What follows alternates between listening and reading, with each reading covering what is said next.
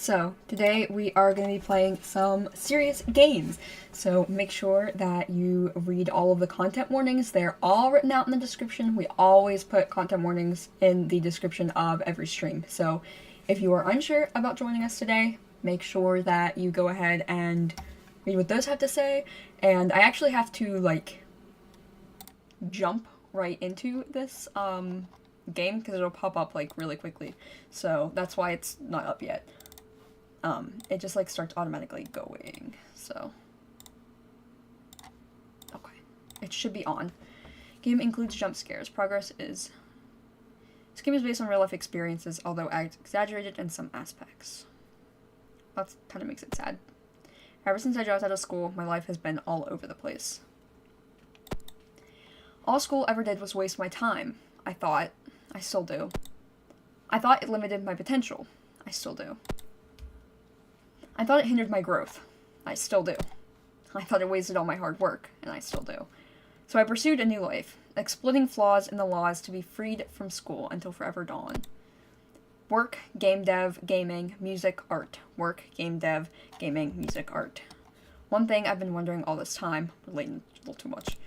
If I dropped out of high school, because I felt like it wasted my time, because I felt like it limited my potential, because I felt like it hindered my growth, then hasn't all I've been doing ever since resulted in the exact same? I don't know. Let's see. Oh, look! Oh my god, they're a VTuber too. That's cool. I need to capture controller for this, I think. Or cursor, sorry. There. That should look better. So that you can follow along a little better. Okay.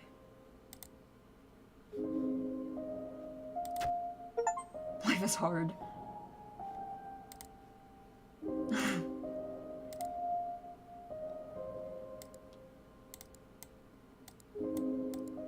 Interesting. I forgot there were, I forgot that there would be achievements for some of these. I should go and check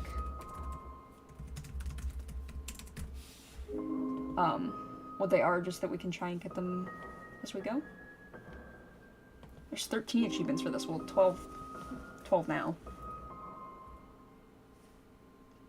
Oh, no, there's actually 11, because launch the game was one of them. Change the game's music. Nice search history. Open a distraction is the first app. Quit the game using any of the in-game menus. Uninstall a productive app. Finish the game. Uninstall every app on your PC. Game with all your friends. Beat the game. Ignore the messages you receive. Finish the game in the least amount of clicks. Well. We'll see. I don't think we'll get all of those. I think I'll just play it, and then we'll do an achievement run, because I think I just want to experience these ones, since they're more, serious. And that's all I just have to remember. Fun fact, I'm single. The launch screen has a 17% failure rate. Interesting. Oh, it's a little loud. Turn that down a little bit. I'm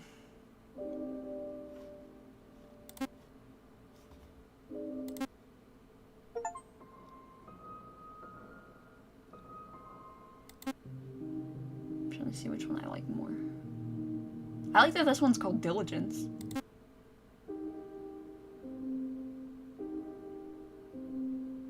Let's go with Diligence.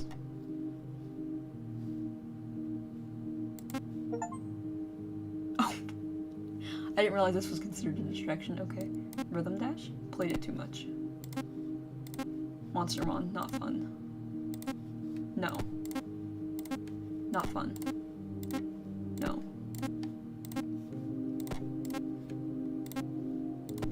Boring. Paracosm can't aim?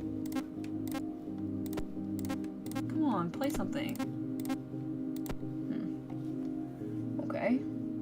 about chatter. No recent messages from Brendan, or Nate, or Callum. Okay. What's this? Can't connect to Door OS servers. Please try again.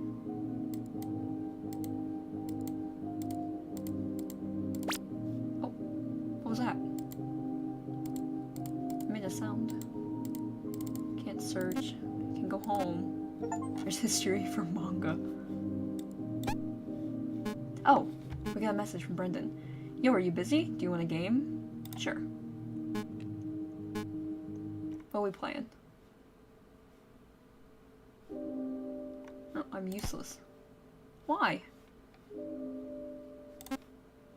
I thought we were playing. I need to change.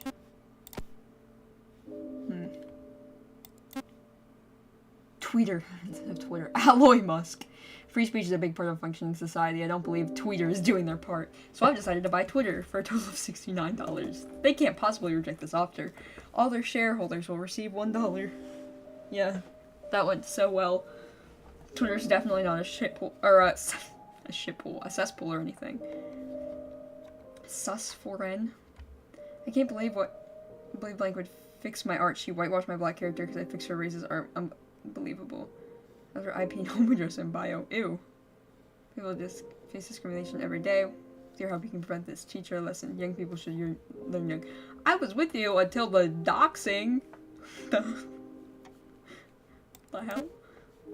Good morning, everyone. Did you sleep well? I'll be streaming later today. I'll mainly be doing ollies today. Make sure you don't miss it. It's finally done. YouTube.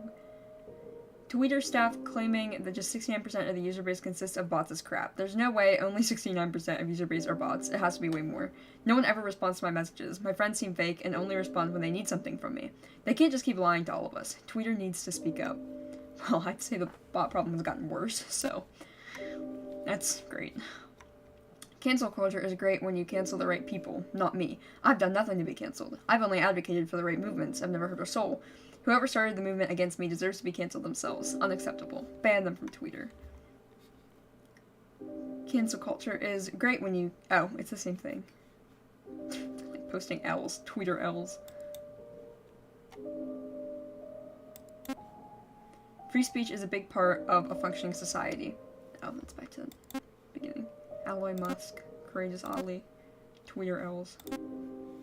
Username question mark. Date of birth. January 7th, 2003. So they're a little over a year older than me. Okay. Now without interactions and a 500 character limit. Grammar? Just keep skimming. I'm going to do my best tomorrow. I'll do my best. Oh no. Ouch! Okay. Getting a little too relatable in this one. Clown, not me, I'm a Chad. Yes, why you do me like that? That's what I said. Why'd you do me like that? Stay negative so you'll never be disappointed. That's deep, man. I felt that. Degenerate virus spreading at rapid pace. I fucking noticed, yeah, my time has come. Is this the new variant?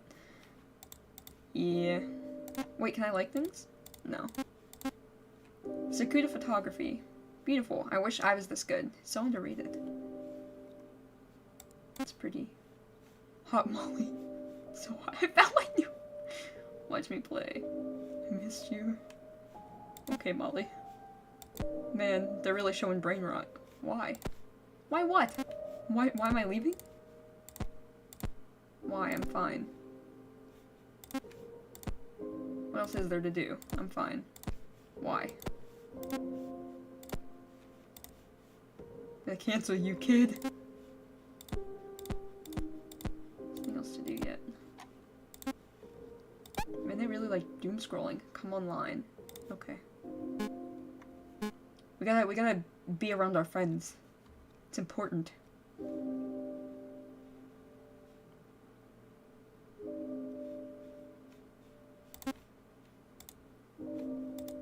Anyone else have anything to say? Nope. They just want a game with me. Recycle bin? Stick battle? Oh wait, they're actual videos. I wonder if this was like animation animation practice.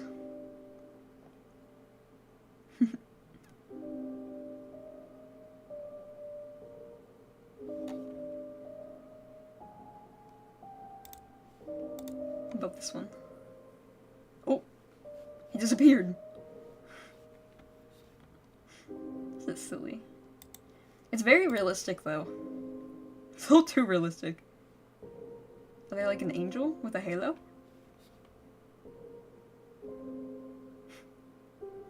Maybe they're just supposed to be like from Dragon Ball. Whoa.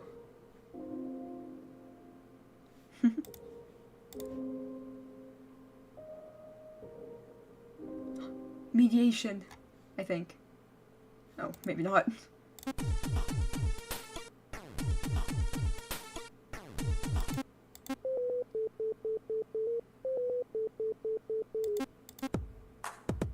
I probably got rid of the upbeat music.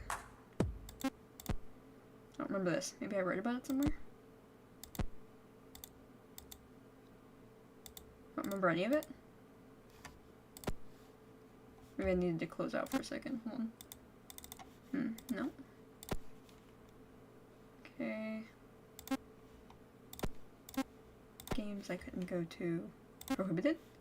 Access to the prohibited folder is locked. To unlock the folder, you must find the answers to the following. Which is the musical B key? What button connected us to our mother's belly? Which video sharing app can't be opened? What is that in RB? Excuses for procrastination. If you think you know the solution, click on the solution 3 times total to mark the task as done. Unlock when finished. RB equals recycle bin. Hey, I didn't click on that. No! Stop procrastinating! Go back to the music!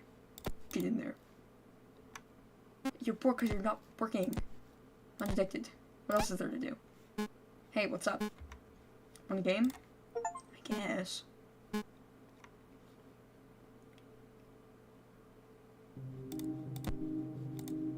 Well, work! It's like I'm talking to myself. Jeez. There's nothing else to do. Oh my god, go. Get out of Twitter. You won't go to art studio either. I'm tired, both mentally and physically. I don't know how much longer I can keep this facade up. I think it's best to just take a break now, to relax and refresh myself. Starting next month, I'll take a break until my birthday. After the break, hopefully when I'm refreshed again, I'll continue with being productive. I've been working on a game for a while now. It's almost done, but when should I release it? Would people even want to play it? Would it even blow up? Would the trailer get any views? I've never really had any luck with stuff like this. What if no one even plays the game? Even though I'm satisfied, wouldn't all the time spent on it go to waste? Ouch. Development hasn't gone as smooth as I... Wait, is this in order? Hold on. Yes, okay. Development hasn't gone as smooth as I hoped. It'll really take longer than I expected to finish. Is it really worth it to keep going, even though I was supposed to take a break? The quality of the game should suffice for the release.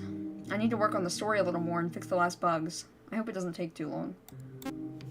I recently started noticing something, but I don't know how to explain it. Like, I'm not depressed, but I feel kinda unhappy, unsatisfied with my life. Waking up and going to sleep has become harder, which has only made it worse. I'm confused. What is this feeling? Depression? It's depression. So far, taking a break has been a good decision. It has given me some time to think about my life. I wish I'd done this sooner. I think I'm like stuck in life. Even though I have goals to work towards, I feel like I can't do it anymore, but I can't get better, no matter how hard I try. What am I doing with my life? Am I just wasting my time? Did I drop out of school for this? Just to do nothing all day while being depressed over not doing anything productive? I dropped out of school so I'd have more time to do the stuff I actually like, to work on projects I could only dream of having time for. But all I've been doing is wasting my time gaming. I need to change. My birthday's next week. I'll be turning 19. Even though I'm still so young, I feel so old. I forgot this was in 2021. Should I even worry so much at that age? I still have enough time to grow, right? Why am I still trying to speedrun success when I'm still young and still have more than enough time? Am I being entitled? I have so much time left and I feel like I'm wasting all of it. Ugh, me too. I think I finally understand why I've been feeling like shit. I might have always known subconsciously. I don't understand much about it honestly either way. I think it's because of the reason why I'm useless now. All the time I've been going to school, I've dedicated most of my time to school, not giving me much time to do other stuff like hobbies, although I did play games with friends whenever I had some time. I've had so many different interests over the years. I made ROM hacks and simple stickman animations when I was 13. I tried to draw actively between 2015 and 2017. I've tried making music when I was 14. I even released my first fan game on April 15th, 2018. I was just 15 at the time, and 2 streamers enjoyed it. If I didn't dedicate all my time to school, if I gave these hobbies some of my time to slowly master them, I wouldn't have been so useless now. Just experimenting already affected my grades. I just didn't have the time. Well, that's because when you're a teenager, you're not supposed to be doing all that stuff. Granted, I also didn't take that advice. When I was in high school, I was like writing novels every month. I still do, but it wasn't a good idea. It's hard to do when you're trying to balance school for sure. I've even tried to become a TubeUber, but I didn't have the equipment, nor the time to do it full time. I couldn't get a job. I was too young and school took all of my time. There was no way to get money to buy the bare minimum gear. I never had a chance to begin with. At least not back then. I didn't have the time, the money, and I focused too much on school. Just to drop out in the end, which I don't regret. Now I have the chance and time, and I'm still wasting it. I need to change. I need to go back and see if there were additional pages on any of the others. I didn't think there were, but I had to make sure. It's my birthday today, and now I'm 19 years old. I feel so old, even though I'm still young. The fact that I look so old doesn't help either. People usually assume I'm around 30 years old. Hey, it's better than being assumed that you're like 14. Starting today, it's time to be productive again. No binge watching anime or grinding games. Just useful stuff, whatever that means. I should also try streaming again, now that I've got the proper gear. It'll be fine. Some music I listened to today inspired me, kinda, and it gave me an idea for a new game project. The album was meant as a way of venting, I think. I can make a game to vent about my struggles as a creator. I think another game has also indirectly inspired me. The game was also meant as a way to vent, although the style and type of game is entirely different from what I have in mind. Let's do it. Hashtag shut up, get happy.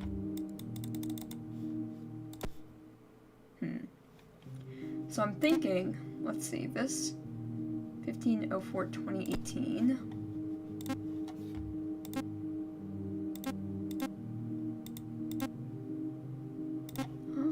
There's something in here. There we go. First fan game. That's what it was. Okay. So, which is the musical B key? Well, I need to go on there first. Why did I buy this?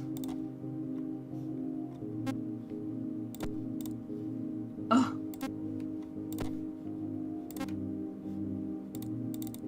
Can't even go on any of these.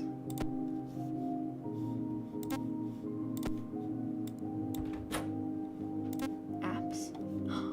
If I uninstall them...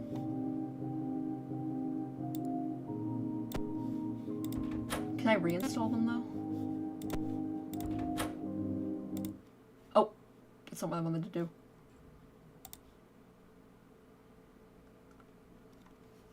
Whoops. Huh? Blank 8? We live in a world full of other people, with many surrounding us. This is new. Yet loneliness feels more familiar than the people we know. For some people.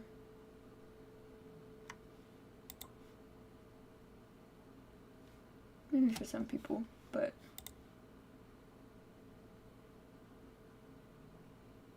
Fun fact, life.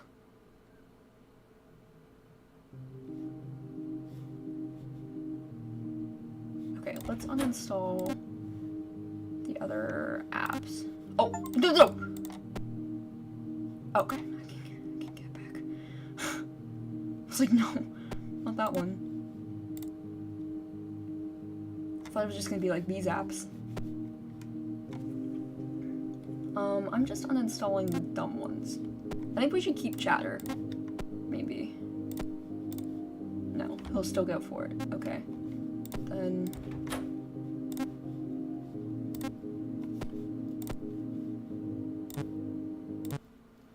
takes too much time. I'll check Twitter. Not talented enough. Why did I buy this? It's no use. It takes too much time. Oh my god, you don't have Twitter! Ooh. Stop. Stop! No!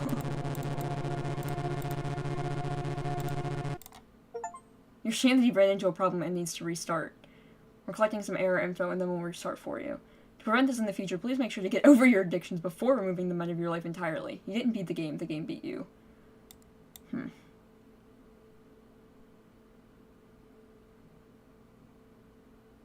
Well, how do I get over the addictions, then? Because he wouldn't stop.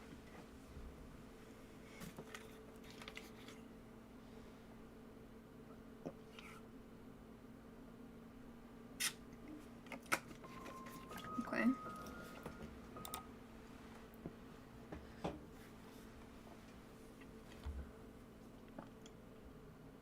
Six-digit numbers are my favorite.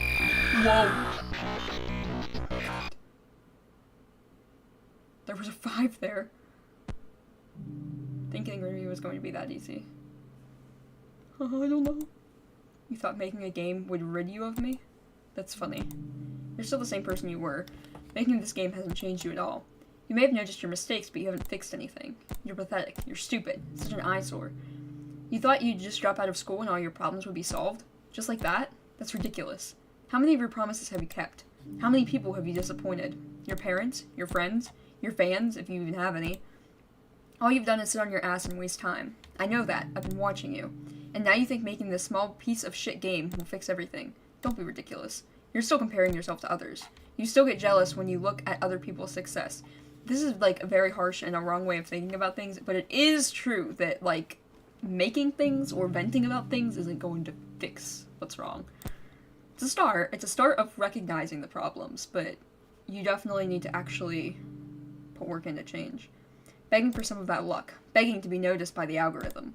Begging for the likes other people get. The subscribers, the views, the followers, whatever it might be. Too bad for you. All your hard work is being wasted, whether you like it or not. No one will notice your work. No one will play your future games. No one's going to play this game. Well, I'm playing it. I'm playing it. All you're doing is wasting time you could have spent in school. The longer you delay, the older you'll be when you graduate. That's what you think every day. That's what we think every day. That's what I make you think. Every day. You'll never be successful. Just give up. Cry like you usually do. That's all you're good at anyway. Depression do be talking hard. Does my, okay, my thing does restart. Okay.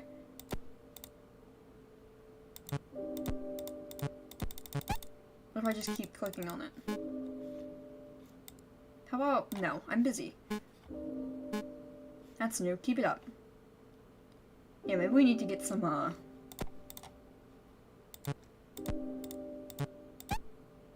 come online. No. We're gonna focus. We're gonna focus today. Probably could have said it nicer to Caleb, but... Oh my god, go! You're doing work. Yo, are you busy? I am busy right now. Alright, hit me up whenever. I thought it would be good to go for this stuff, but maybe not. Come on.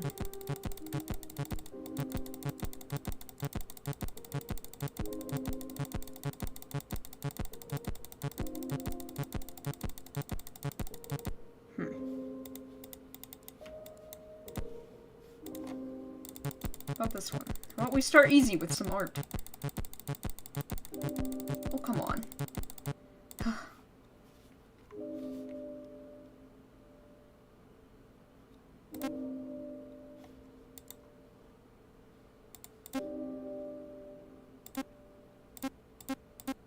Oh, belly! Belly button. Okay, and then musical B key I can't get to yet. Which video sharing app can't be opened? It's this one.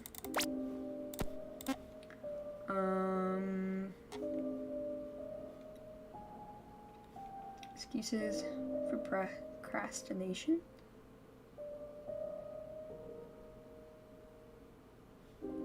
I don't know how to get that one. The other one is in the diary.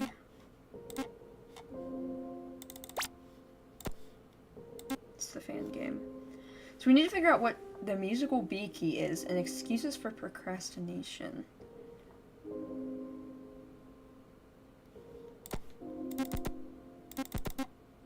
That's some excuses for procrastination. Maybe on here? Tomorrow?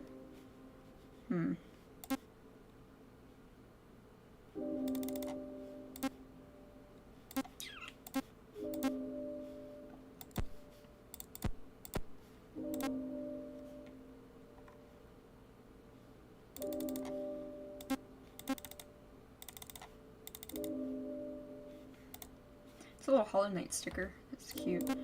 But, I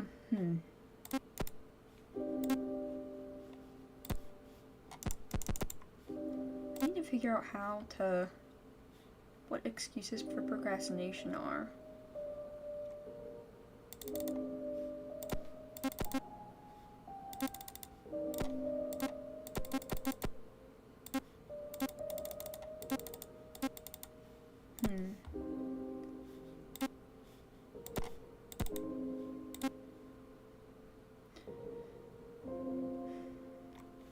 Access to the prohibited folder is locked. To unlock the folder, you have to find the answers. Which is the musical B key. These are the excuses for procrastination. If you think you know the solution, click on the solution 3 times.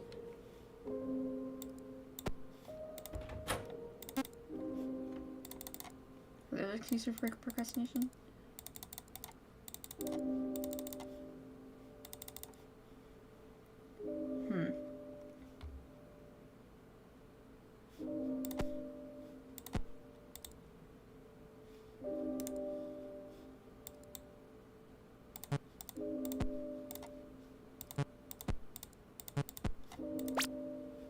Oh, those were excuses for procrastination, the things floating around. Okay. Which is the musical B key? Is it here, maybe?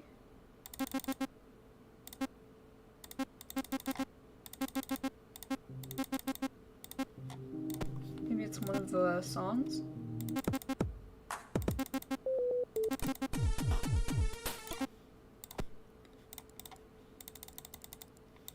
Oh, maybe it's here. Let's see, this would be C, I think.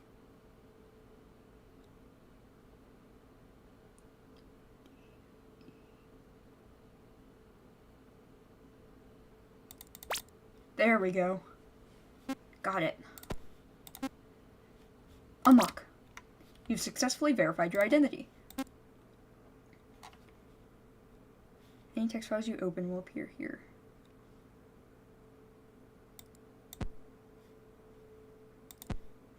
I don't know if I like that one. Pin code. The Door OS manual said that one of the numbers is behind a white, slightly open door. One is the launch failure screen, which always happens every 3 launches. That was the 8. Forgot to write those down. It was 8 and 5, so not too hard. The Door OS manual said that one of the numbers is behind a white, slightly opened door. One is on the launch failure screen, which always happens every 3 launches. One of the weirder hints was board, and supposedly the middle of the screen on the title screen shatters easily. That was the creepy jump scare, I think. So we need whatever the board thing is. The board emoji. And we need to find the white slightly opened door. Is it this?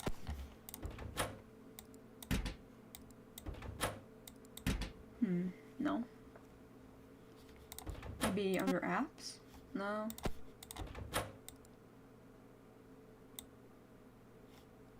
Is there one here?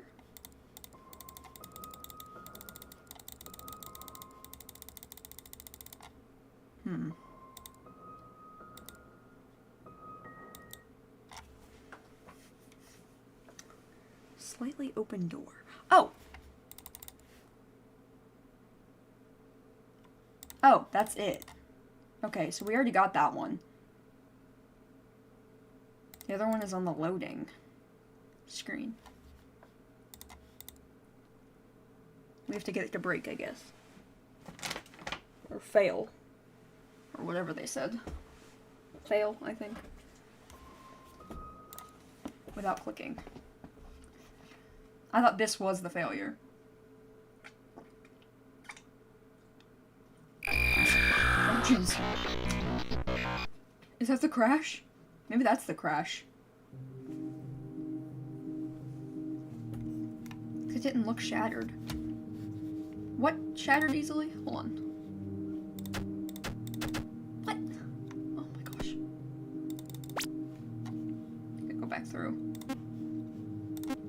Oh wait, that wasn't on Twitter. We need the belly. And we need the... I'm trying to remember it from my brain.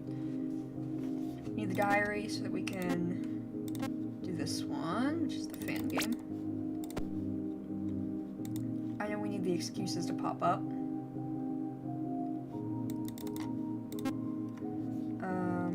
Oh, the video sharing app, that's the other one.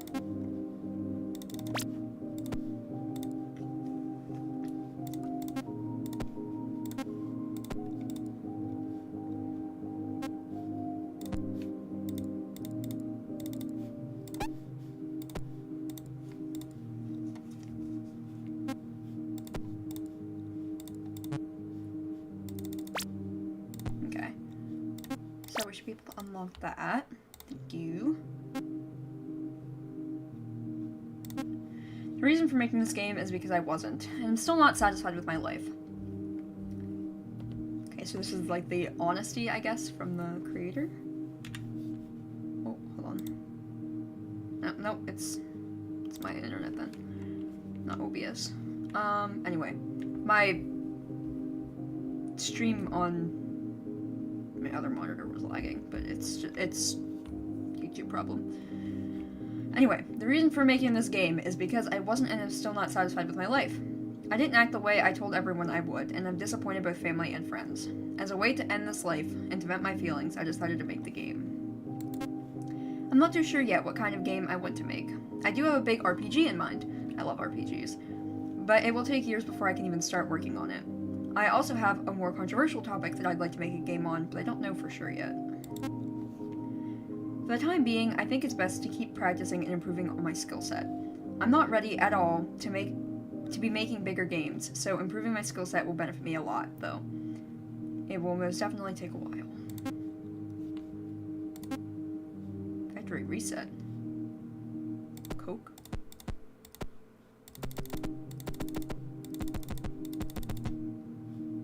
Oh, canceling, okay. So stupid. I'm so sorry. That was so dumb. Oh my god. Okay. Coke. Doro's manual said that one of the numbers is behind a white, slightly open door. That was the 8. One on the launch screen failure screen, which we haven't gotten. Happens every 3 launches. One of the weirder hints was blank. And supposedly the middle of the screen on the title screen shatters easily. Alright, let's see if we can get the...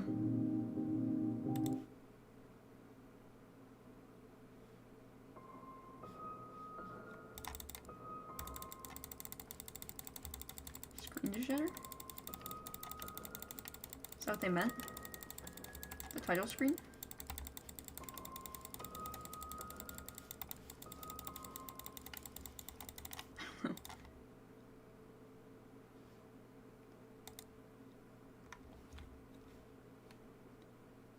You get better the more you do stuff. Oh my god. Okay. So that is the failure. That's the failure, for sure.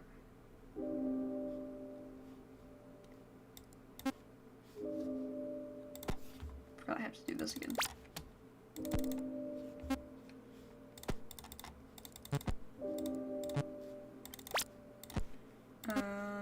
Belly.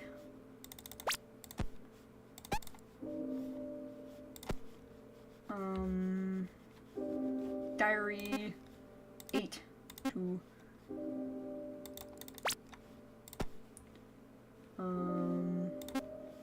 what's the other one? Sharing app. I always forget that one.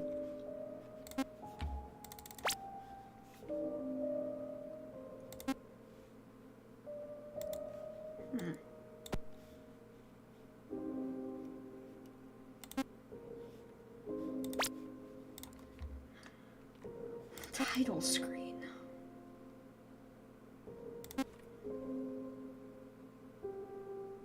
The middle of the screen on the title screen shatters easily.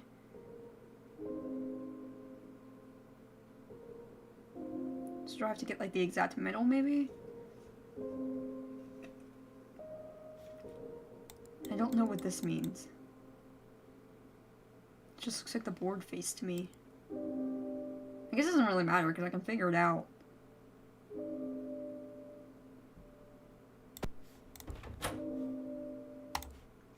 Okay, so this has to be the title screen, right?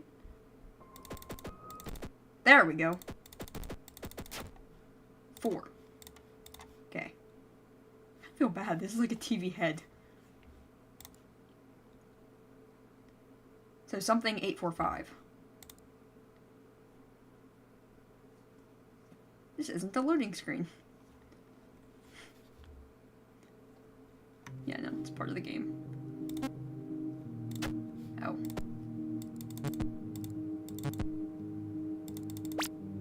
Just clicking on the wrong key.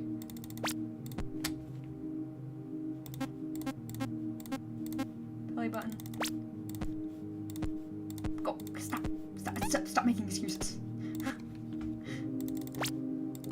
And then the other one's the diary.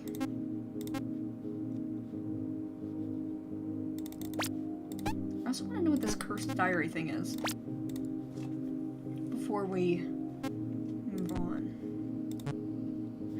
There it is. The origins of this diary are unknown, but its contents contains the thoughts and feelings of someone being deceived by their own sense of self. Said thoughts and feelings were sealed away and replaced by more grim and tragic ones. This may contain sensitive information. Be ready for it. You always must be. So I guess this is like an additional thing of, this is gonna have suicidal thoughts, so be careful. Yes, the app where everyone only shows the bright parts of their lives. The app where people flex their personal belongings. The app where you can't stop scrolling for hours long. That's grammar, I think. The app that never fails to make you feel pathetic because the material or emotional wealth you do not possess. But even so, you can't stop scrolling. You can't stop making yourself feel like shit. After all, scrolling gives us pleasure. Why is that? The shit show that is Twitter never fails to disappoint. Yeah. People canceling each other over the dumbest shit. People having the dumbest opinions and the constant urge to argue with each other, to prove their opinion as the dominant one. Constant hate and toxicity, drama all over the place. But for some reason, it's all fun. Watching other people argue it out on your behalf, on behalf of you, or even joining with the heat yourself. There's a certain thrill to it that I can't describe. But why do they act like this? Do they want attention, validation, gratification? Can't go to that one. Internet browsers, the gateway to the internet. So many opportunities and careers are created here. You can find the answers to everything about anything. However, one of the most dangerous addictions can be found here as well. The constant urge for instant pleasure, gratification, which only feeds the loneliness more and more. Unrealistic standards being set, time being wasted, and after all of it, you just feel useless and wonder what the hell you're doing with your life. It's just fucked, all in all. One of the media's favorite things to blame whenever something goes wrong in society, video games. Lots of fun, grinding, and socializing. It can't do any harm, right? When you're bored, depressed, or even stressed, you play video games. Video games have become one of the main ways to escape from life, a far too reliable one. Furthermore, I have this weird feeling of guilt when I play games myself. Ooh. It's not always there, but when it is, it takes away the joy of playing. It makes me feel inadequate for not doing productive things. Not that being one of the reasons why we got into streaming. Ouch. But yeah, anything can anything can be an addiction. You just have to be very careful. Like, if you're playing games to avoid reality, that's bad. And if you're going on social media to do it, that's bad. Really, anything that you're doing that is harming you is not good. And if you're doing it too much and it's harming you, then typically that is an addiction. Obviously, I'm not a psychologist, but yeah. Fake people are everywhere. People who are only friends with you for their own benefit. Whether it's material or emotional gain, or because you're talented in a certain thing, they just want to take advantage of you. People like that are everywhere, and most of the time they're experienced too. It's hard to know who's real or not. But when you finally do find a real friend, heck, does it feel good to have them? One of the best pleasures to have. My work from the past 7 years, lumped together and all classified as garbage. I wish I realized sooner that's wrong. Did I really think it's all trash? Or did I only start to think that when I compared my work to others? Am I not satisfied with my own work, or are others? Thinking back now, all these projects helped me grow into who I am today. Without having done these, who knows what path I might have taken. This isn't trash, it's progress. I have literally, like, everything that we've made. Literally since, like, I started saving, which would have been, like, preschool, I think. Other than stuff that obviously, like, was accidentally thrown away or deleted. Because that does happen too, sadly. Doing something that will improve your skills or will benefit. I'm sure people have their own definitions of the word that differ from mine. Something so important, yet so difficult to do.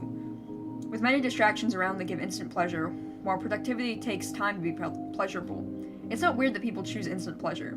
That's the wrong way of thinking, though. You need to be productive. You need to do something with your life other than wasting time for short-lived pleasure. What is a person without any skills? Useless, not only to themselves, but to everyone else.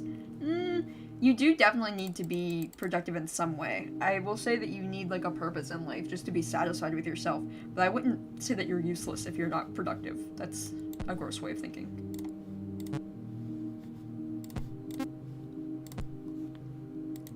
Okay.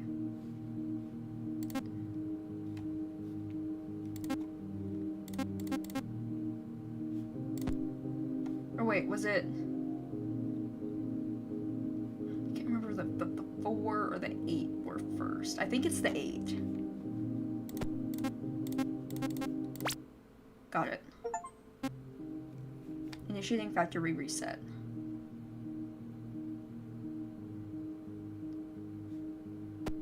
Oh. I don't like that we're getting rid of everything, though.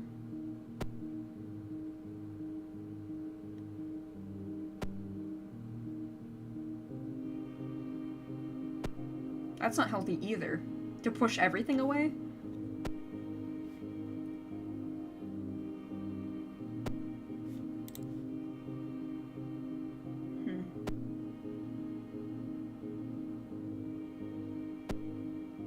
Never gotten to the art or the music.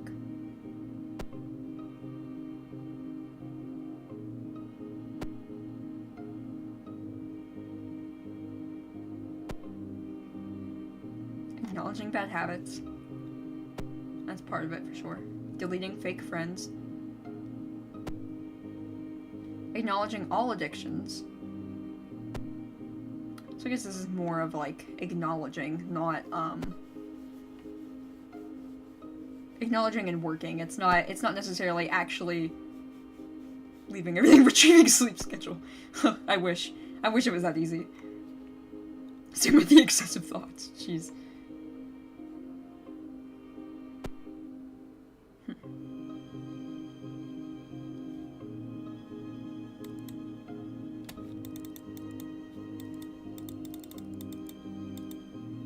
I wonder if the semicolon is supposed to be, like your life isn't over yet. Because that's what the, semicolon means, like with tattoos and stuff. It's a symbol for not ending.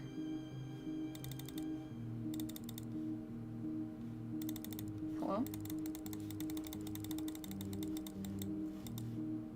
Do I need to restart? Thank you for playing. Life not found. Total clicks 86. Hope you enjoyed the game. I had a blast and a few mental breakdowns making it.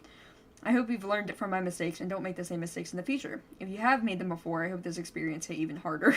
Yeah. You may have noticed that the final song has more instruments than just a piano like the other songs. I wanted to experiment a little. I'm not that good yet using multiple instruments and making long songs, so I wanted to try it out to make the ending more special and rewarding. I still have a long way to go as a game developer, so I hope you're willing to give me a chance again sometime in the future. For the time being, I'll spend my time improving my skill set and possibly try streaming games. Being a game streamer has also been a long-time dream of mine. I hope they're doing good. I hope you enjoyed Life Not Found. I hope to see you again sometime. So what, I want to see which... First, hold on. First I want to see what their channel is. Oh, they are a VTuber. Oh, their last video was like a year ago, though. They have a cute design, though. I wonder if they're still active on anything else. Sorry, I'm like delving into this game developer right now.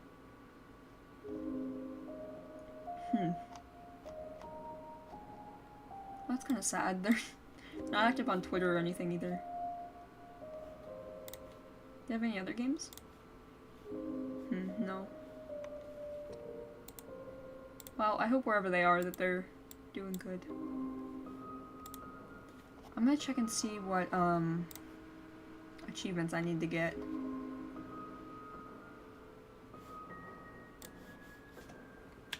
Because if they're quick ones, we might just grab them now. While I'm thinking of it. Oh my gosh, why can't I close out of this? Jeez. Let me see. Should be near the beginning, I thought. Maybe not. We got most of them. There's only 4. Quit the game using any of the in-game menus. Uninstall every app off your PC. I already did that. Ignore the messages that you receive, and finish the game in the least amount of clicks.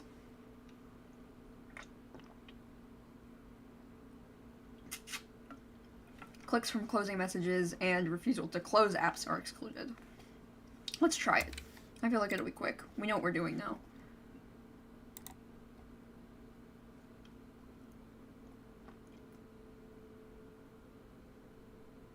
You suck at stuff you've never done before. Yeah, obviously. Oh, he's upside down!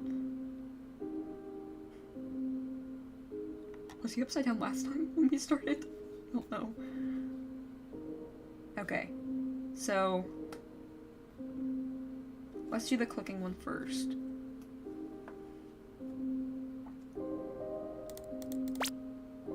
Click that.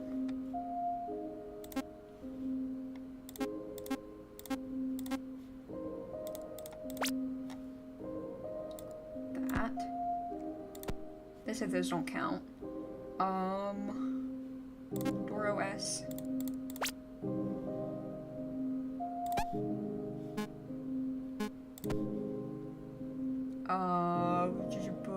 Diary. 8. 2.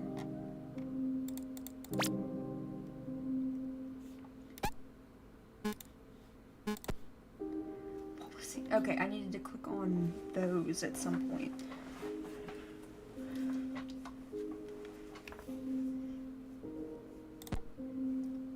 Shoot, I think I messed it up.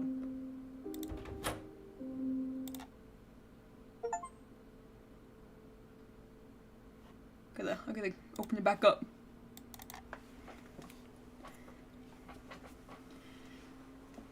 Cause I didn't click on the message of like, it is useless.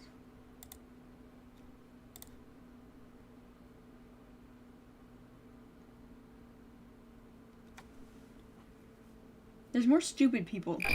Oh my god. Go away. Jeez.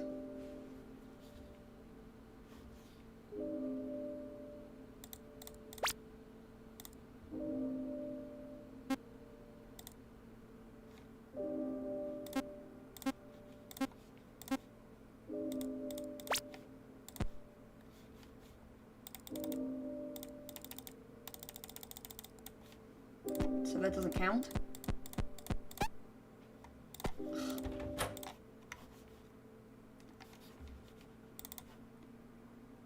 I'm trying not to click on anything unnecessarily.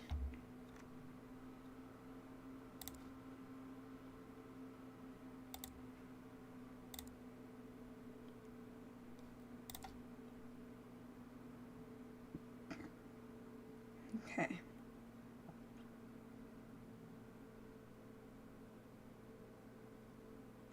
A lot of times I'll click impatiently too, so I gotta like mind of where my hand is at.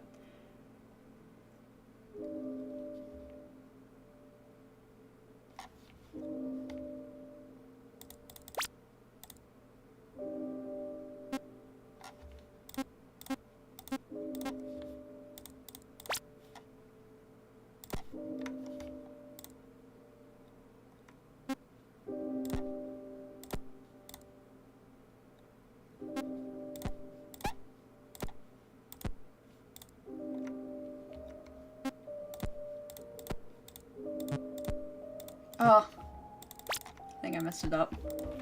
Ah, I was too impatient.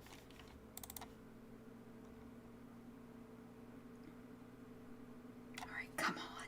We got this.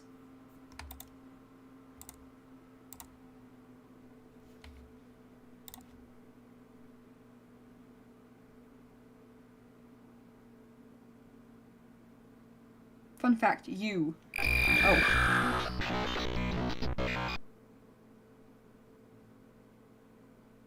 Okay.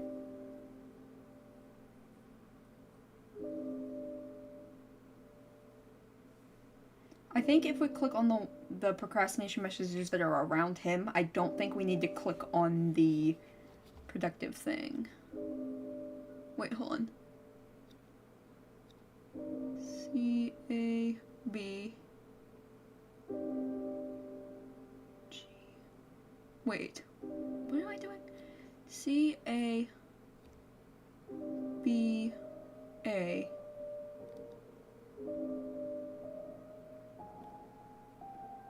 What? C-D-E-F-G-A-B...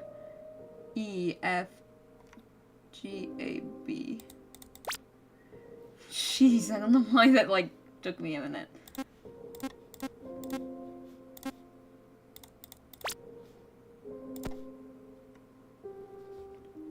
And then I need to go to this.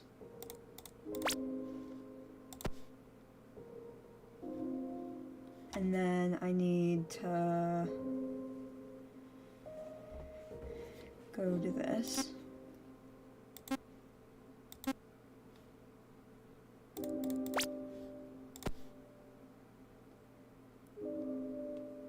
And then I just need the things to come up.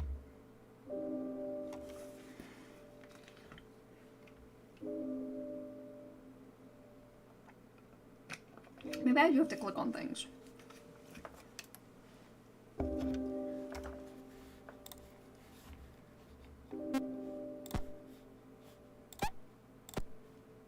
There. I just have to have those ones come up. Hello?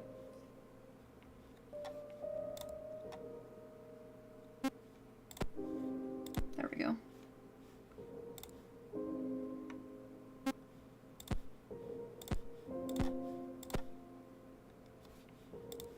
See, it's not coming up, and I don't know why.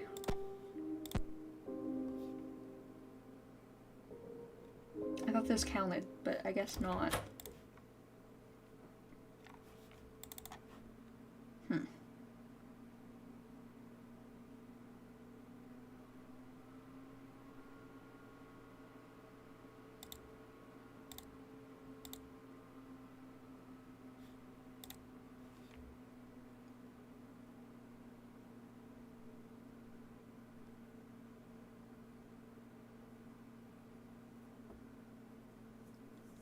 Alright.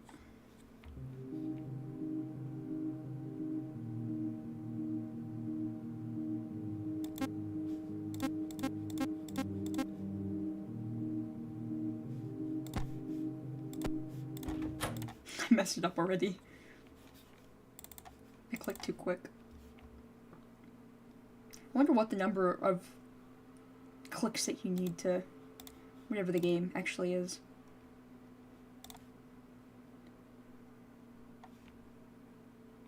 I wonder if they give any, like, leeway.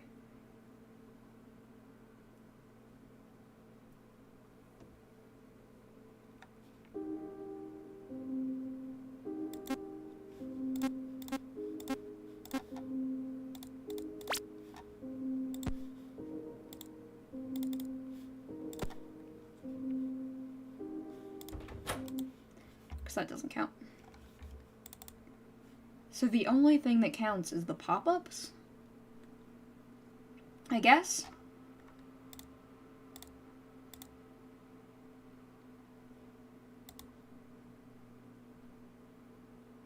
I think we're gonna get jump scared here. Oh, nope. Oh, yes it is.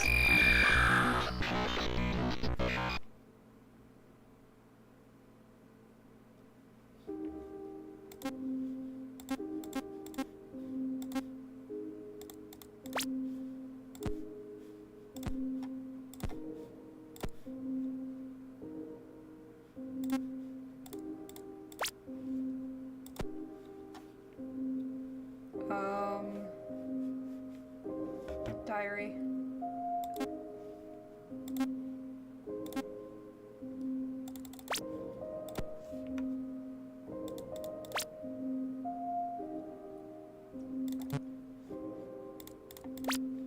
There we go.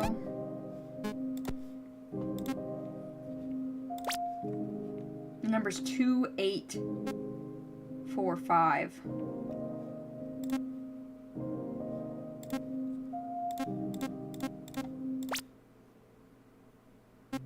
Good? I don't know. I don't know what the number is.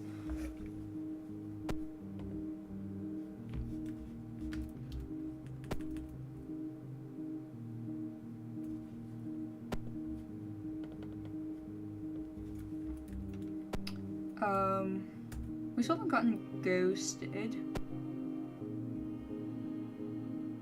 Or to uninstall the apps. But those should be quick. So grounded the content running. We have a good stream. Thank you! Yeah, I know, today's heavy. This one wasn't nearly as bad as I thought it would be. I think a lot of the content warning comes from that jump scare screen, and that's like it. But, yeah.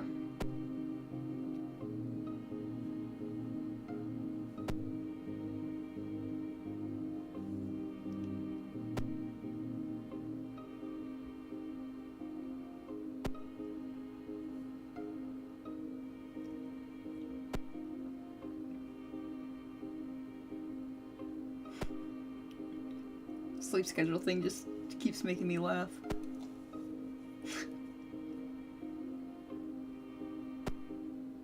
Alright, did we not get the clicks?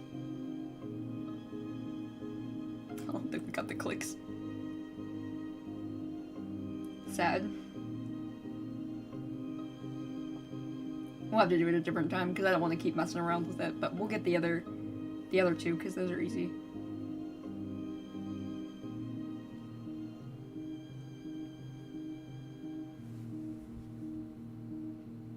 For that music to go first.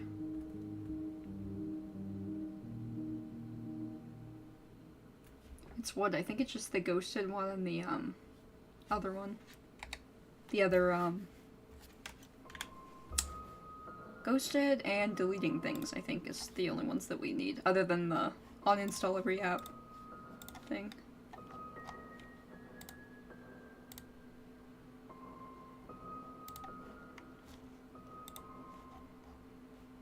Yeah.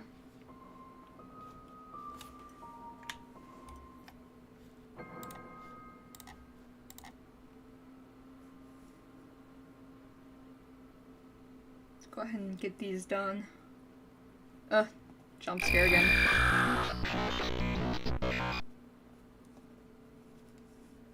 I wonder if that started out as, like, event art. And they, like, added it in the game. Could be either way. I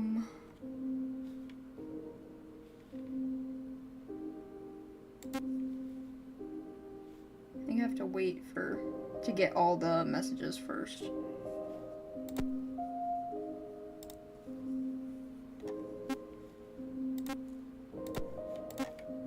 I just gotta click around.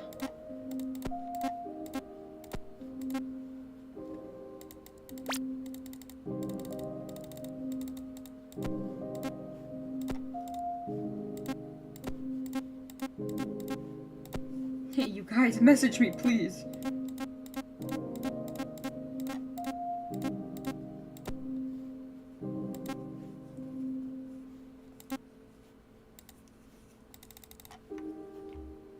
No, Hollow Knight.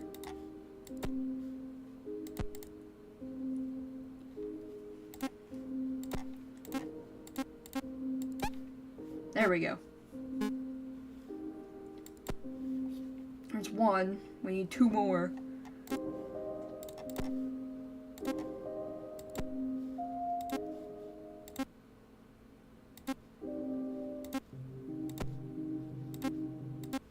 Let's listen to this one. We haven't, like, sat there and listened to this one for a while, I don't think.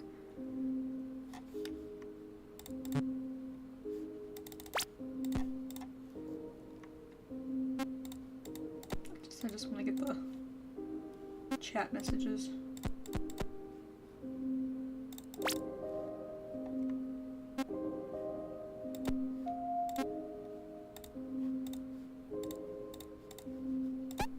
There we go.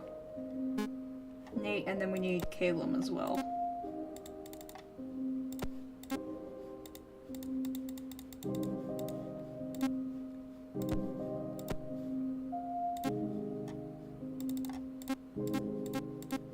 Just keep scamming. I didn't notice that at first. It's funny.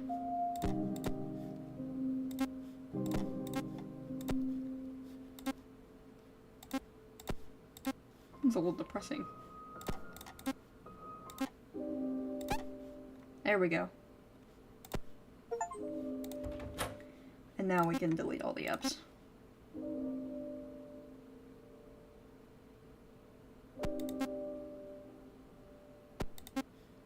Three hours, 1 gigabyte, 7 hours on the keys. Jeez, those are a lot more. Procrastination be like that sometimes, I guess.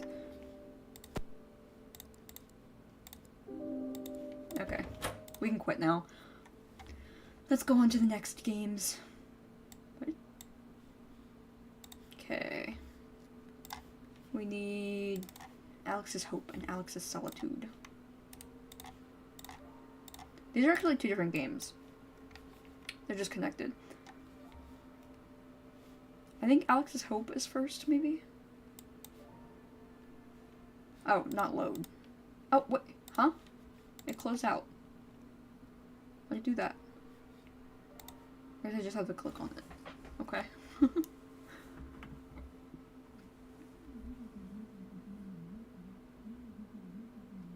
I also need to see if this one has any, achievements or anything. I think this one has multiple endings, possibly. Unless that was the other one, which I don't think we're gonna get to today. We'll save it. I did only put it in the description for that reason.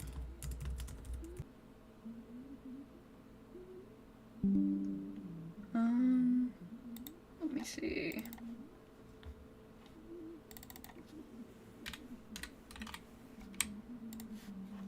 There are 3 achievements. Finish both of them and pet the cat. But, are there different endings? Oh, sorry. Game chiller. I think they might be kinetic.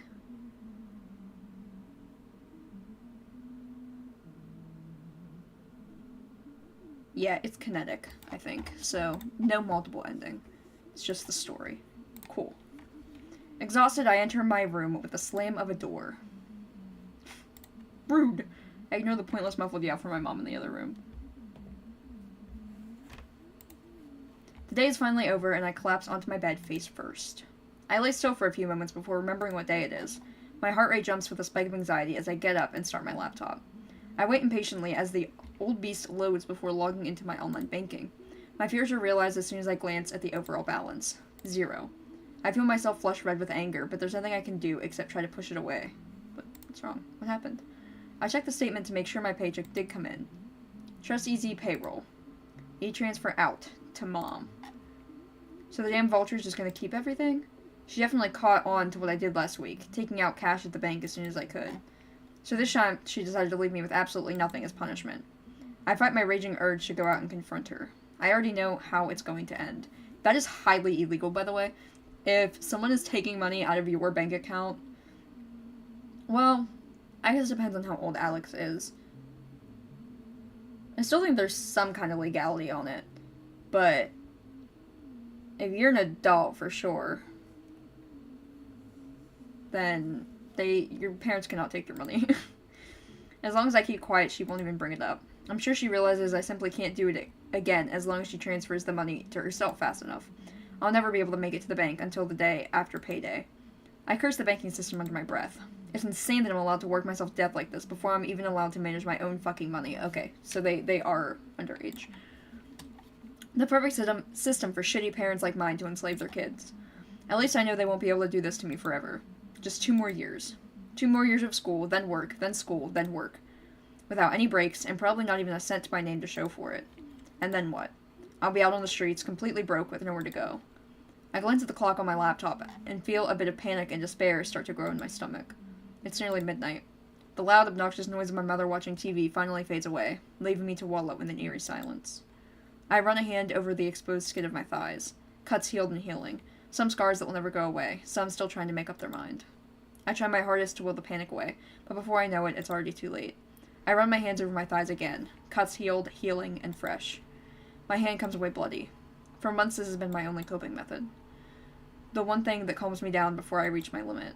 But now I've reached a new limit. No matter what I try, it doesn't work anymore. I throw my box cutter in frustration, and it disappears into the far corner of my room with a clatter. It's really sad that parents will push their kids to that. But the pain in my gut only constricts further, seeming to crush my insides. It hurts. I'm in a full state of panic now. I'm struggling to breathe properly. Panic attacks are hard, too. Distractions definitely help, as someone who has experienced them before.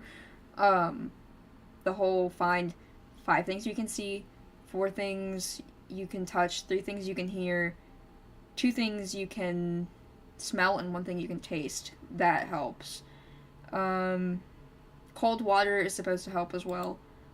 Like putting your hand in ice water, or splashing your face with ice water. One simple recurring thought that's been in the back of my mind for months makes its way to the forefront. Down the street, across the creek, onto the trail, up to the cliff. Down the street, across the creek, onto the trail, up to the cliff. Down the street, across the creek, onto the trail, up to the cliff. The pain subsists, but my mind is full of conviction. I'm going to escape this hell once and for all. You have 2 more years, dude. I quietly slip open my window and slip outside. My shoeless feet hit the ground silently, and I'm on my way. Down the street, across the creek, onto the trail. An unfamiliar black cat sits atop a fence post watchfully. I can feel some sort of ominous supernatural chill go down my spine as I lock my gaze with their sharp yellow eyes. Can I put him here? Oh, I forgot to turn my cursor back off as well. Whoops. Sorry if that was, like, distracting.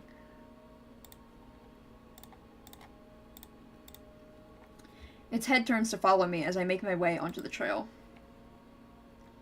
I'm sure it... Wait. Can I pet him yet? No? I'm sure it continues to watch after I turn my head forward to keep walking. So that'll be my one and only witness. My little Grim Reaper. Suddenly I feel something soft rubbing against my bare leg, and I instinctively pull it away. Huh? Oh, baby. Animals know. Animals know when you're struggling. I look down to see the cat, its serious and observant expression replaced with one that seems to be begging for attention. Sweet baby. A soft, inquisitive sound. Before I can react, the cat has chased down my leg and started rubbing itself against me once again, looking at me hopefully. Oh.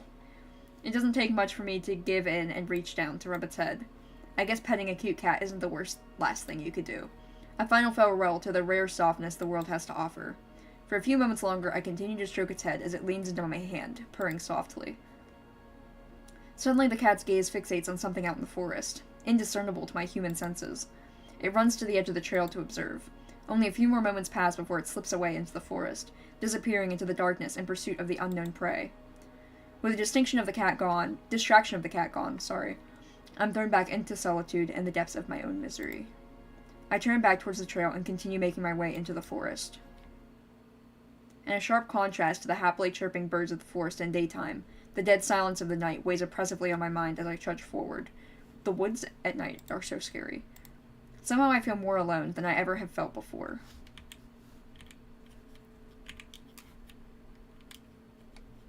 The lone member of a solitary pilgrimage to escape from hell. I can feel my heart rate rising as I get closer and closer to the outlook at the top of the trail. Here we are. A panoramic view of the town, lit up in the night, spreads out beneath the cliff. It's a very pretty view. The railing that once provided a sense of security for sightseers has long since rusted out and broken off. I begin to approach the edge. My heart beats faster and faster, adrenaline coursing through my veins as I make my way forward. As I start getting close to the edge, my body instinctively tells me to back off, every cell in my body screaming in terror. He would be better off just running away. It's nearly the same feeling as the one I feel with a blade on my skin, as I psych myself up to make a cut, but amplified exponentially. I finally reach the edge, my heart rate off the charts and my limbs shaking. I look straight down. A dark abyss stares back at me. I know that beneath the shroud of darkness lies a bottom covered in sharp, rocky outcroppings over 100 feet below. And once I reach it, the pain will be over. I close my eyes and take deep breaths, trying to calm myself down and organize my final thoughts. I feel a need to double-check my memories, my life, my experiences, to look for anything worth holding on to. Hello, stoic Blackberry. But nothing comes to mind except more pain. Memories of solitude, rejection, bitterness, betrayal. It feels as though the last vestige of my innocent self, when looking for a reason to stay, is being beaten to a pulp. That final bit of hope is replaced with despair. My mind and my body are being crushed under the weight of it. The pit in my stomach has grown to nothing less than a black hole ripping me apart from the inside. It hurts. It hurts so much. Something inside me is broken. I just need to escape. And I know that beneath me the dark abyss awaits eagerly. I lift my leg to take a step, and slowly begin to transfer my weight.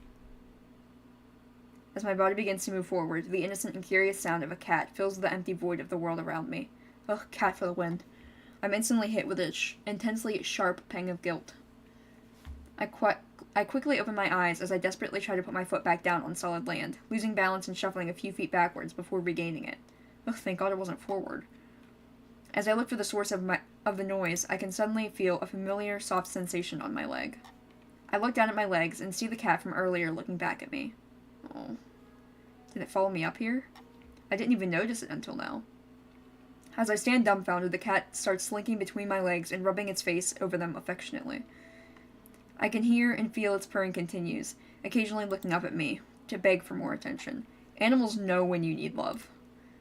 I look back down beyond the edge of the cliff. Somehow it feels less scary, but my desire to reach the bottom is gone. I hastily back up from the edge and end up falling on my backside. The cat follows and sniffs my face, still purring, before butting its head up against me lovingly. I pet the cat, and for the first time in a very, very long time, I feel tears coming to my eyes. I lay down on my back and cry, trying my best to hold in my sobs as I wipe my eyes with one hand and pet the cat with the other. The pain in my gut hasn't gone away, but I feel an immense amount of relief. As if the world has told me it's okay to keep living. It's okay to feel pain, and there are better days yet to come. After a while, my tears calm down, and so does the cat. I've heard of a lot of people, having attempts stopped by pets and animals. It's coming to a rest right on top of my chest, looking content and still purring. Above the cat, the moonless, starlit night sky shines brighter than I've ever seen before. It's a sight unlike anything I've ever seen. The Milky Way fully visible and bathed in colors I didn't know were possible. Was it really like this all night? Was I really so blinded by my own pain that I couldn't even notice something this beautiful? Alex's hope. That's sweet.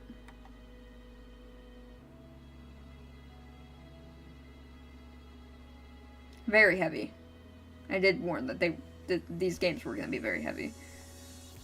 But very heavy. Hard read.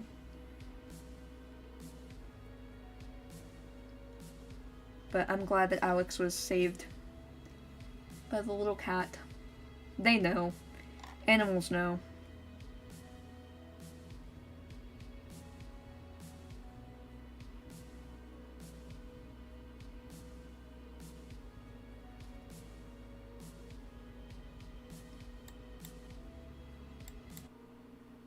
Alright, let's see what Alex's Solitude is about.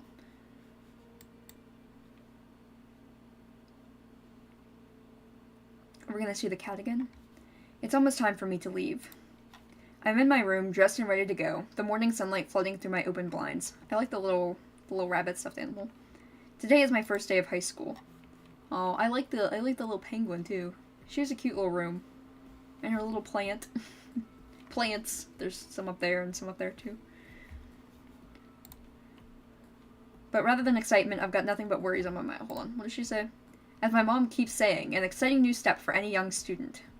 But rather than excitement, I've got nothing but worries on my mind. I pull out my phone and frown once again at the lack of notifications on the screen. So she's like a loner.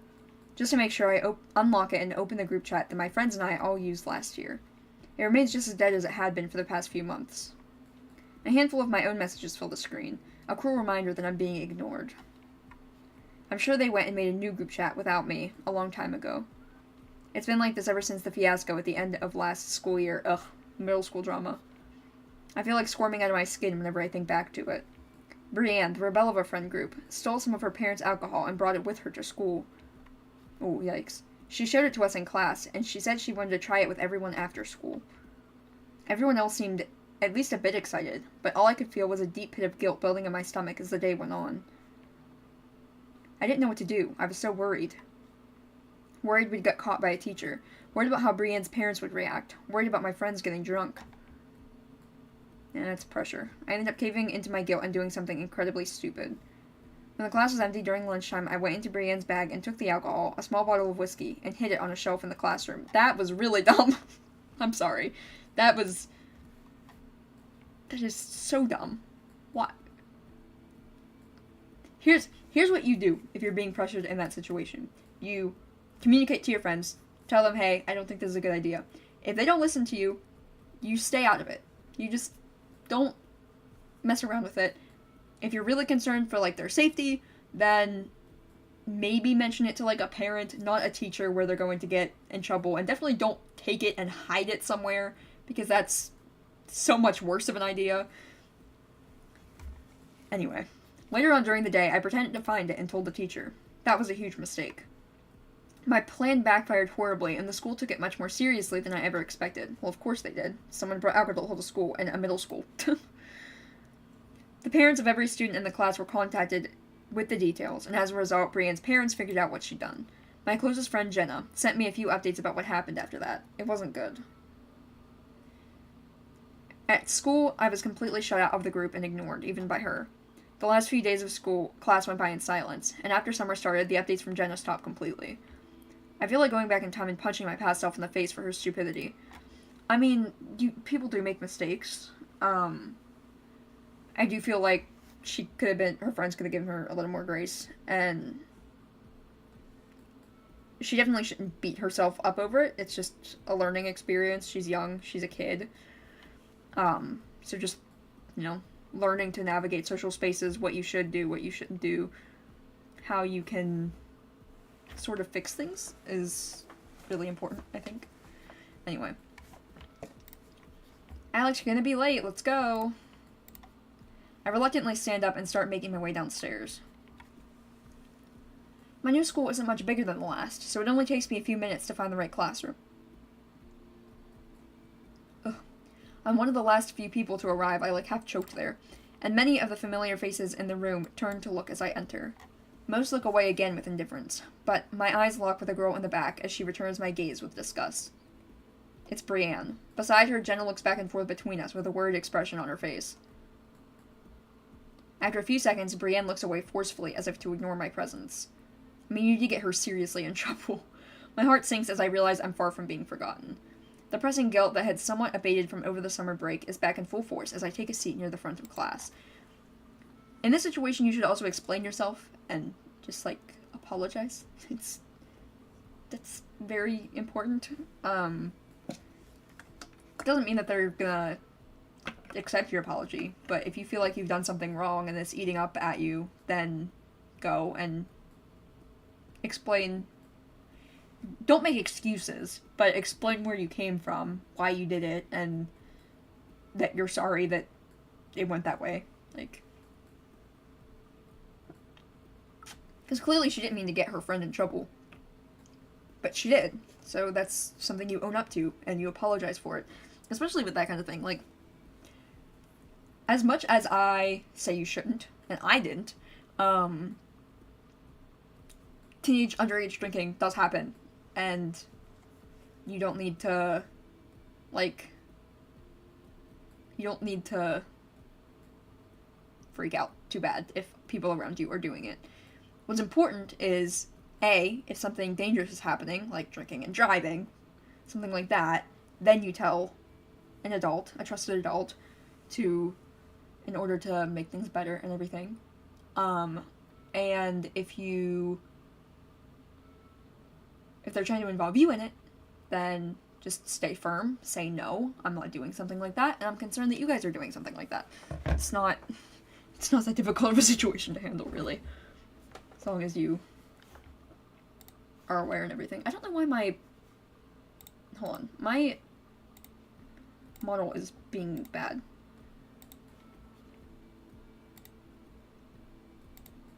It's linking up to this stupid corner again.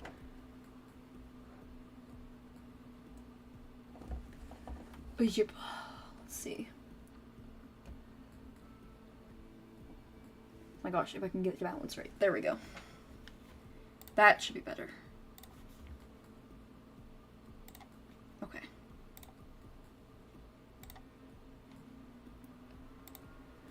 The pressing guilt that had somewhat abated from over the summer break is back in full force as I take a seat near the front of the class. I stare down at the desk in front of me as the last few students file in. Eventually, the teacher begins his introductions for the year, and I try to switch my attention to him for the time being. It's the best thing you can do, really. If you're in an uncomfortable social situation, just ignore it. The morning orientation passes uneventfully, and the teacher dismisses us for a lunch break. Just like back in middle school, Brienne and the rest of the friend group leave school to eat lunch at home, leaving just me and Jenna in the classroom. We were never allowed to do that in middle school, or high school. I watch her walk over to the door and peer down the hallway before finally looking over at me. She walks over with a nervous expression on her face. She seemed like a genuine friend. Hey, Alex. Hey. I'm really sorry I stopped messaging you after the break started. Brienne wanted to see my phone, so I just panicked, and it's okay. I don't really care about the specifics anymore. I just want my best friend back. I know how she can get. I feel a sharp pang of guilt as I imagine how Jenna felt as she was split between us. This whole thing is my fault in the first place. Yeah, getting your friends involved is kind of a shitty thing to do as well. I don't think Brienne should have brought it to school in the first place either.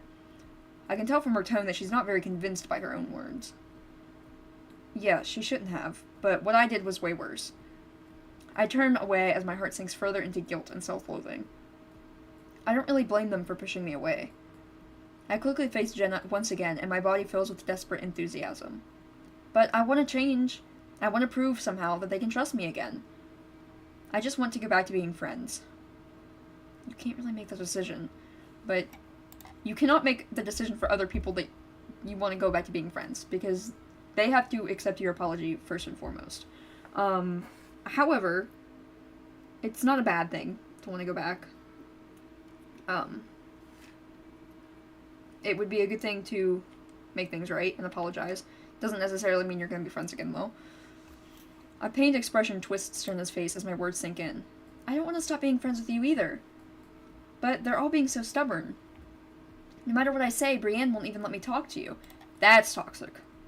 Do not dictate, unless someone, like, abused you, or, like, did something where, like,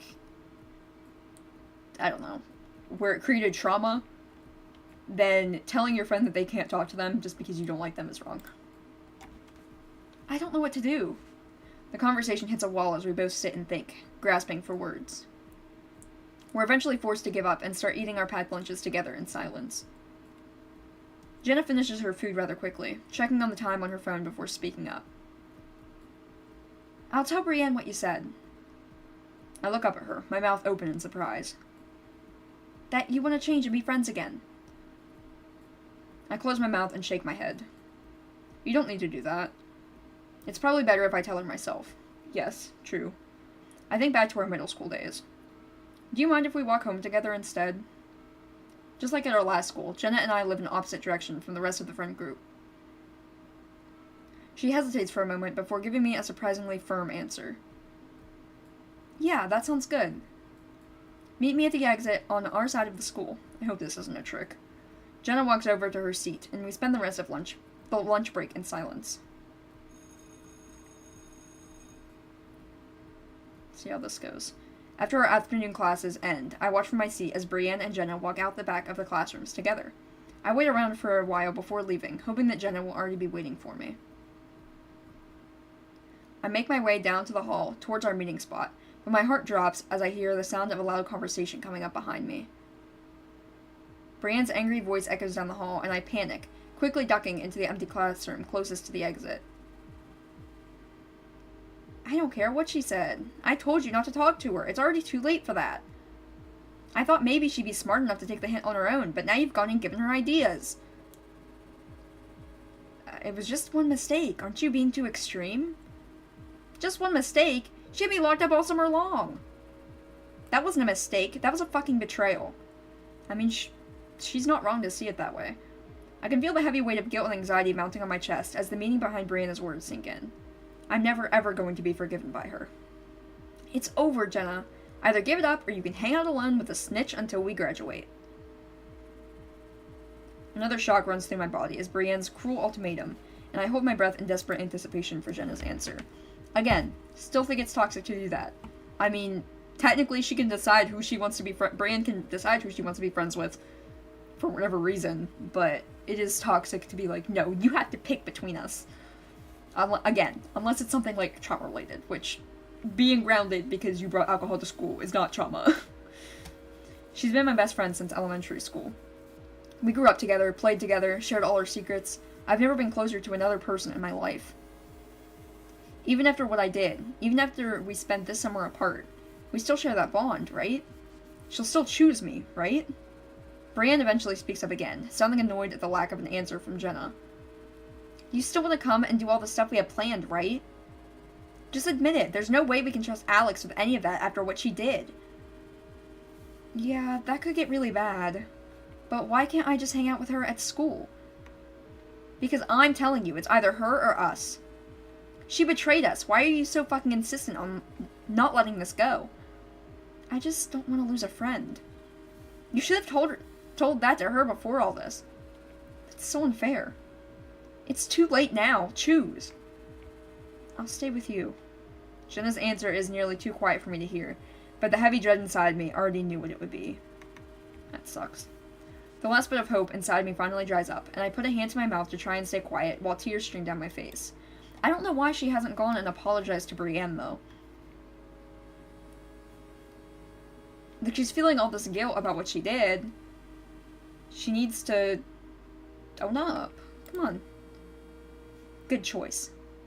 Another moment of silence passes over the two, and I try my best to wipe my face clean with my sleeves and force myself to calm down.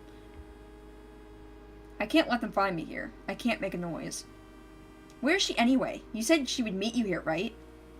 I need to make sure she gets the message already. Maybe she heard you... us.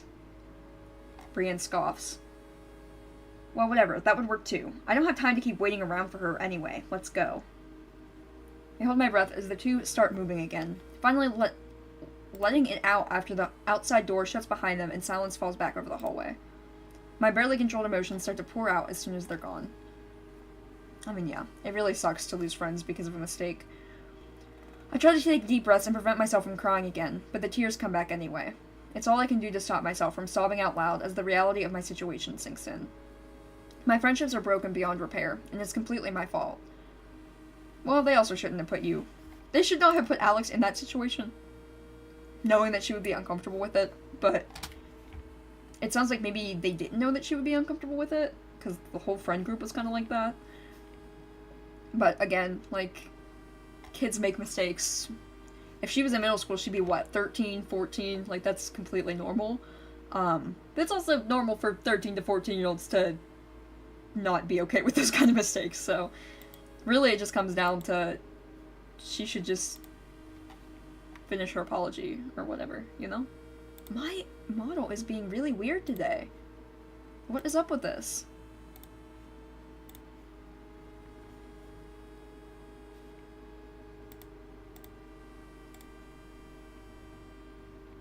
It's like it's tracking when I have the camera like set up to show. Like, it's tracking my face, but it wasn't just a second ago. I don't know what the problem is.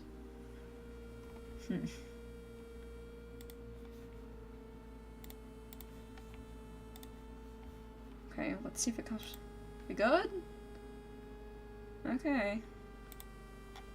Anyway, no matter what I do, where I go, if I don't change, this is going to happen all over again. If I want things to be different, I have to be different. Well, it's not really a thing of her being different. She just needs to own up and apologize. It's not a, like, personality thing. It's been nearly a month since school started now. I think Brienne spread some kind of rumors about me throughout class, because even the classmates that came from different middle schools seem to want nothing to do with me. Ugh. Okay, that's where it gets to the point where Brienne's doing bad. The shock of my first day has worn off, but I still feel hopeless and lonely all the time. My one little reprieve from loneliness is my Spanish class. It's a fairly unpopular elective, so students from different grades are all combined into one classroom. Luckily for me, Brienne and my other acquaintances didn't sign up for the class, and I ended up getting paired together with a girl from the grade above mine. Okay, Valerie. Classes with her have been interesting, to say the least. My past self would have probably thought of her as a delinquent or something, but lately I begin to wonder if her behavior is actually normal for high schoolers. She talks openly about smoking, drinking, and even her sexual experiences. Thankfully, not often enough to totally stonewall our conversations, but it's a bit of a shock to my system every time she brings up something like that. Yeah, pretty normal for high schoolers. I've always been so sure that I was on the right path. That I was a good person for following the rules by the letter and staying out of trouble. I mean, you're not a bad person for not doing those things, for sure. You're only a bad person once you start, like, judging other people and trying to get them in trouble and stuff. I even looked down on those who didn't and felt responsible when it was my friends. Yeah, that's a problem. There's a difference between bad behavior, like things that they shouldn't be doing, but all teenagers do them, like drinking, like smoking, like doing things with other teenagers, versus like dangerous things, like going out with adults, or trying like hard drugs, or drinking and driving. Those things are all things that you should talk about, that you should like report and be responsible for. You are responsible in a way for, if you hear something that is dangerous going on, you should speak up. But I mean, I shouldn't say all, but most teenagers, because I didn't do that stuff either, but most teenagers do. So it's not, no, don't be like Alex. Don't look down on people. But after what happened, that self-confidence was all but destroyed. I feel like Valerie has given me the opportunity I need to change and fit in. Again, big difference. You do not need to change and fit in and do behaviors that you don't feel comfortable with just because of pressure. You do not need to do that. What you do need to do is not, like, ostracize yourself by being judgmental.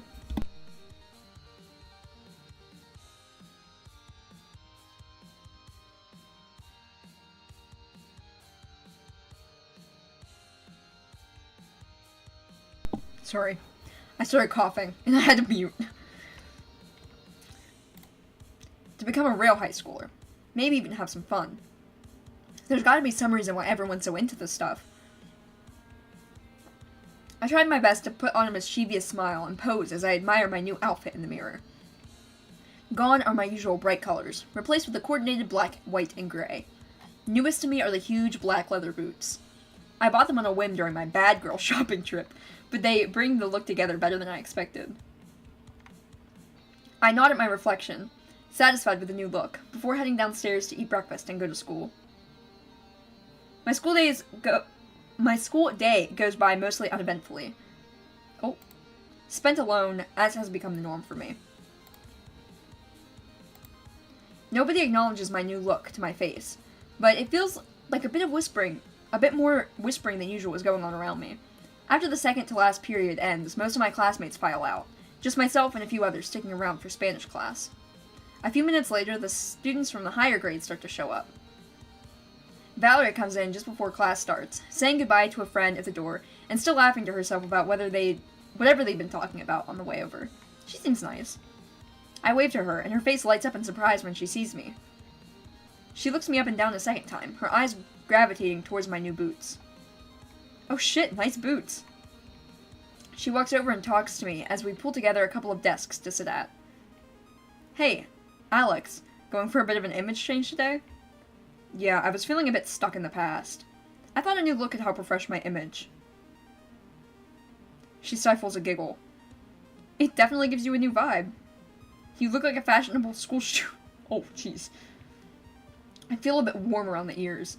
Not exactly what I was going for. I'm just kidding, it looks good. Where did you even find those boots anyway? We talk until class starts, then continue after the teacher is done assigning our group work for the day. An hour later, class is dismissed. I try to stick around with Valerie instead of going straight home like I usually do, and she ends up taking me to her hangout spot down by the river. All this time I've been too anxious to try hanging out with her outside of class without an invitation, but she's acting like it's perfectly natural for me to come along with her. Well, yeah, she seems to like you. Even though I'm making progress, I can't help but feel a little bit hopeless at my own social ineptitude. Couch is still here. I guess whatever bum ripped up the last one isn't around anymore. Valerie drops down to the main attraction of the spot, a beat-up old couch, and starts to fish through her bag. I eye up the chair perched precariously over the steep riverbank before taking a seat next to her on the couch instead. She said, I'm not sitting on the scary chair. Here we go, Big Bro's supply for the week. She pulls out a pack of cigarettes and a lighter. I'm not surprised, considering the conversations we've had, but I still feel a wave of anxiety coming on if the reality of it sinks in. You don't have to do that. I try my best to push these feelings away and fight the urge to look around for potential witnesses. Again, you don't have to join in. You can still hang out with people who do those things, and still, or even not hang out with people who do those things, and not be completely, socially outcast for it. The reason she was socially outcast was not because she wouldn't do those things. The reason she was socially outcast was because she was mean to her friends, and got them in trouble. I try my best to push those feelings away, and, okay. Valerie opens up the packaging before turning to me. Want one? Smoking is honestly one of the last things I ever wanted to do, but I've already resolved myself to give stuff like this a try, to see the other side. Yeah, sure, light it up for me. No problem, come here. She holds up the cigarette in one hand, the lighter in the other, and beckons for me to come closer with a suspicious smile on her face. I hesitate for a second before leaning in and placing my lips around the cigarette. My body instinctively backs up when the sparks from the lighter flash in front of my face, but Valerie pulls me back in. Just hold still for a sec. I try my best to stay still for her as she tries to get the lighter working. It finally lights after a few attempts and a bit of a struggle to block the wind. I back up and take the cigarette out of my mouth, giving it a brief inspection before bringing it back up to my face. She doesn't know how to smoke. I wrap my lips around it and take a long, deep breath, filling my lungs with the smoke. It doesn't take long for me to realize my mistake, as the smoke assaults my senses, a horrible taste filling my mouth and an intense burning sensation growing in my chest. Yeah, she's gonna cough. My eyes begin to water as I struggle to fight the rising urge to cough. I'm about to keep a straight face for a few seconds, but as soon as I start to exhale, my body betrays me. As the coughing fit starts, I can hear Valerie laughing at me. I knew it would be your first time. You're such an innocent little girl, Alex. Ew, that's weird. Don't say that. When I'm finally able to stop myself from coughing, I'm hit with a new wave of dizziness and nausea. I close my eyes and bend over, hands on my knees, as I try my hardest not to throw up. Yeah. The disgusting, herbaceous taste of the cigarette lingers in my mouth as I gasp for air and try to talk in between breaths. That was so much worse than I was expecting. I suddenly feel Valerie roughly pat me on the back, and I nearly flinch at the unexpected contact before opening my eyes to look up at her. Is she gonna be like, you don't have to? Don't worry, Alex. I'll get you used to it in no time. Ugh. I thought she was gonna be like, you don't have to if you don't want to. But then again, Alex did not express that she didn't want to. She was like, yeah, sure. Let me finish this one for you. She takes a long drag, her face not showing even a trace of the trauma from the same cigarette just put me through, and exhales coolly. The difference between us is much more apparent to me now. It feels deeply wrong for me to be here with her. I try my best to shake the feeling off. I just need to get used to all this. Yeah, my brother always gets the good stuff, but it's a bit harsh. Maybe next time we'll start you on something easier. She smirks at me as she says it, then takes a long drag of the cigarette. The thought of trying this again makes my stomach turn over, and my nausea returns. Just say you don't want to. You ever been drinking? I catch myself. I mean, no, I haven't. Valerie seems to smile at that. I can't read what's behind it. There's a party this Friday out by the perimeter. A big bonfire and plenty of booze. She smiles again. I'll bring you. I want to see what kind of drunk you are. A wave of anxiety rushes through me at the thought, but I steel myself and fight my urge to decline. This is like innocent peer pressuring. At least I think so. Because I don't think she's doing it maliciously, like saying that, trying to like imply that I don't think Valerie is trying to imply that Alex needs to do these things. I think she's just seeing that she's taking Alex's words, which are, I want to do this, I'm going to try it, and not realizing that they're not, like, actually how she feels, which is valid. Like, why would you say you want to do something if you don't? But, yeah, this is, like, where innocent peer pressuring happens. Like, yeah, let's go out for drinks, and then, like, for socially awkward people, it's like, oh, I don't know how to say no to that. Alright, sounds fun. Yes, you'll have a blast. Oh my gosh, this guy Derek from the football team is gonna be there too. He's hot as fuck. I'm gonna try to bring him home with me. You should have seen him with his shirt off at the gym. We chat for another half hour or so, Valerie filling most of the silence with stories of her various antics. The cigarette may have been one of the worst experiences of my life, and the topics may not have been my favorite, but it felt good to finally have someone to talk to again. I think I really missed this. Is that how it ends? Okay, no. I was gonna say, that's a bad ending. Don't advertise giving in to peer pressure is a good thing. I'm a bit excited and really nervous. The party Valerie invited me to is happening tonight. She seems very intent on getting me drunk. I want to try it. I want to see what all the fuss is about. I want to find out if drinking can truly help me to let loose and forget my worries. But it's all overshadowed by anxiety. The fear of what I've been taught and the fear of the unknown. I slap my cheeks with both hands. Nevertheless, I'll give it a shot. She's kind of cute. She's so innocent. I just want to give her a head pat. And be like, honey, you don't need to do this. Please. Listen to Brother Multi. Hey, Alex, you ready to go? Almost ready. I'll meet you downstairs in a few minutes. It's relieving to remember I have him on my side tonight. I was hesitant to tell him about the party, but I guess both of us are glad I did. Good dad. He told me he'd much rather let me go and know where I was than have me sneak out under a strict curfew. That's good parenting right there. Great parenting. Plus, he could make sure I didn't get in a car with a drunk driver, which, to be honest, I was a bit worried was going to end up happening. Yes. W, Dad. I check my makeup, outfit, and belongings one last time before heading downstairs to meet him. We arrive after drinking for about driving for about half hour. Yeah, she's just drinking in the car with her dad. God. The location Valerie sent me is some sort of abandoned concrete structure just outside the city limits. Its original purpose unclear. My dad's a bit concerned when he pulls up to the place, but I'm able to convince him that I'll be safe and call him right away if anything happens. Good communication. Good parent-child relationship. Out in front, a great big bonfire lights up the area as the evening sky darkens. Some of the partygoers occupy the chairs and blankets encircling the fire, while most linger around the tables laden with snacks and drinks. Meanwhile, a few cheap Bluetooth speakers blast away pathetically into the open air. So fun. Seems like the party's already been going for a little while. I begin to scan the crowd for Valerie, but she ends up spotting me first. Hey, Alex, over here! I turn to follow Valerie's voice and see her standing next to a group of people I don't know at one of the tables. When I walk over to greet her, she immediately thrusts a can of beer in front of me with a drunken demeanor. Ew, why beer? Beer's a terrible first alcohol. You're late, get drinking! I take the can and inspect it for a minute. A green can with a brand name I've never heard before. 5% alcohol content. That's not much. I try my best to shrug off the anxiety looming over me and open the can. Valerie suddenly starts a chant. Chug, chug, chug! The group she's with takes notice and joins in, all eyes turning to me. Peer pressure. Serious peer pressure. I bring the can to my mouth and tip my head back, slightly choking on the first gulp, but the bitter taste hits my tongue, and my body prevents me from pouring it directly down my throat.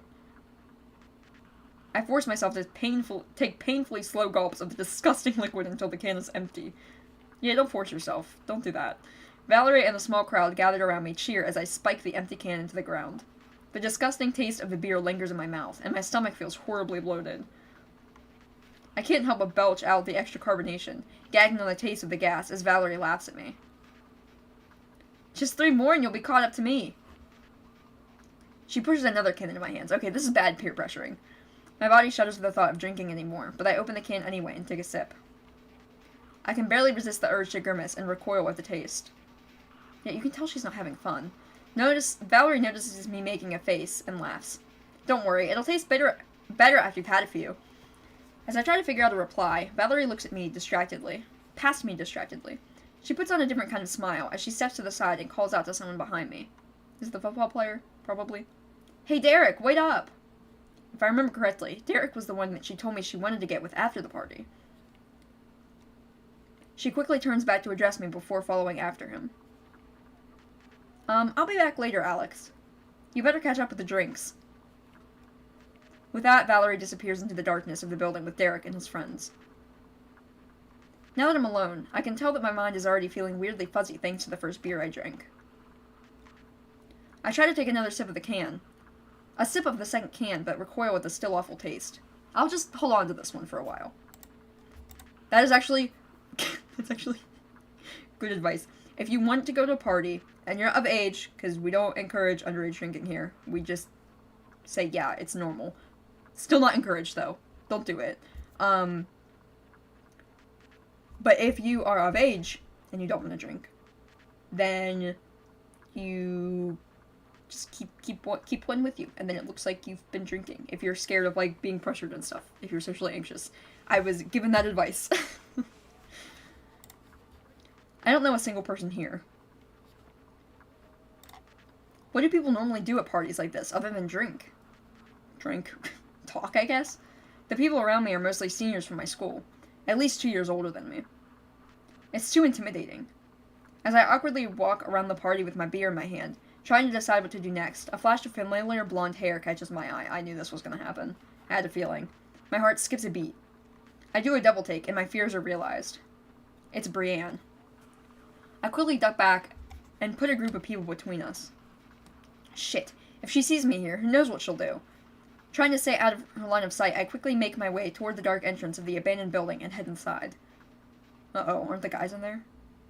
Plenty of firelight illuminates the area around the door, but the darkness looming further inside the building is only cut by the phone flashlights of a few people milling around inside. I turn on my own flashlight and start to make my way deeper inside. The graffiti's kinda cool. Half-heartedly, I search for Valerie, careful not to shine my light in anyone's face. This is something like the Twilight Zone of the party. People speak in whispers, and couples are huddled together in the darkest corners of the building. Any one of them could be her and Derek, for all I know. Realizing the futility of my search, I give up early and search for my own dirt corner instead. I was going to say, just go off on your own for a little bit. I find one near the back of the building and carefully sit down on my skirt. I feel dejected. Lonely, scared, cold, buzzed, and nauseous. I'm nothing but a passing source of entertainment for Valerie. She left me alone as soon as her target for the night made a move. I sigh and contemplate taking another sip of the nearly full beer I'm still carrying around. Shuddering at the thought of the nasty taste, I place it down on the ground instead. She just needs to find her own crowd is what she needs to do.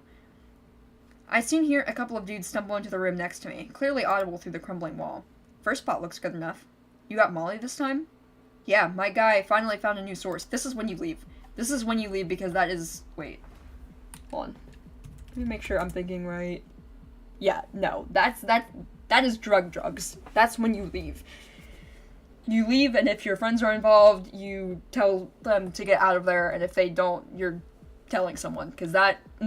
Don't let your friends do drugs, especially if they are underage. We haven't tried it yet, though. I don't know if it's any good.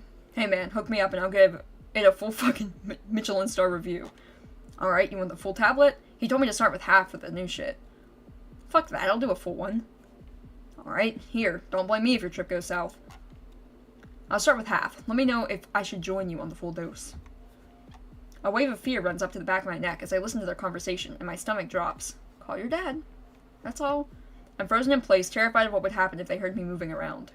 Again, they're not gonna do anything. They don't care. They're just taking drugs, dude. Just them, they're like complete strangers to you. Just mind your own business and leave. Get out of the situation. I never expected to see or hear this kind of thing at a high school party, but in retrospect, it seems obvious. What the fuck am I doing here?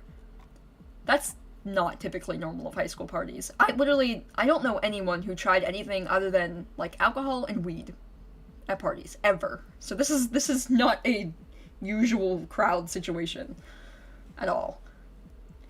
The first two guys quiet down and check their phones or something for a few minutes as they wait for the effects to kick in.